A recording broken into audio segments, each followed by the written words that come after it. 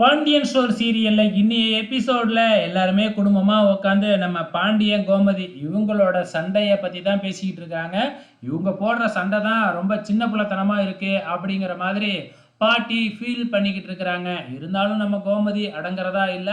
இது ஒரு பக்கம் போய்கிட்டு இருக்கிறப்ப இந்த பக்கம் நம்ம மீனா வந்து பாத்தீங்கன்னா தன்னோட ஃப்ரெண்டு வீட்டில் தானே இப்போ தங்கமயில் வேலை பார்க்குது. ஸோ மீனாவோட ஃப்ரெண்டு வந்து தங்கமயில் இருக்கிறதுனால இப்போல்லாம் எனக்கு டென்ஷனே இல்லை, எங்கள் அம்மாவை நல்லா பார்த்துக்கிறாங்க.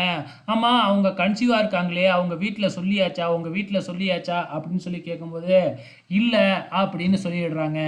இந்த விஷயத்தெல்லாம் வீட்டில் சொல்லியே ஆகணும்ல அப்படின்னு உடனே நான் என் மாமியார்கிட்ட மட்டும் சொல்கிறேன் அப்படின்னு சொல்லி மீனா டிசைட் பண்ணி அங்கே போய் உக்காந்துருக்குறாங்க. அப்போ வழக்கம் போல் உக்காந்து பேசிக்கிட்டு இருக்காங்க இல்லையா நம்ம பாண்டியன் கோமதியோட சண்டையை பற்றி. ஸோ அப்போ யதார்த்தமாக நம்ம மீனை வந்து தங்கமயில் வார்த்தையை எடுக்கிறாங்க. உடனே அவளை பற்றிலாம் இங்கே எதுக்கு பேசுகிற அப்படின்னு நம்ம கோமதி கோவப்பட்டுட்டு உள்ளார போனாங்க. அதுக்கப்புறம் வந்து பார்த்திங்கன்னா நம்ம தங்கமயிலையும் கோமதியும் மீட் பண்ண வச்சு நம்ம கோமதி கிட்ட தங்கமயிலே கன்சீவாக இருக்கிற விஷயத்த சொல்லலாம் அப்படின்னு டிசைட் பண்ணி என்ன பண்ணுறாங்க அப்படின்னா, நாளைக்கு கோயிலுக்கு வாங்க அப்படின்னு சொல்லி மீனா நம்ம கோமதியை கூப்பிட்டுருக்குறாங்க.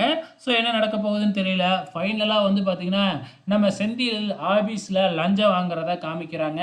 அதாவது டாக்குமெண்ட்லலாம் ஏஐ கிட்ட சைன் வாங்கி எல்லாத்தையும் கொடுத்ததுக்கப்புறம் ஸோ அந்த நபர் வந்து நம்ம செந்திலுக்கு ஒரு கட்டு பணம் பெரிய பண்டிலாக எடுத்து கொடுக்குறாப்புல.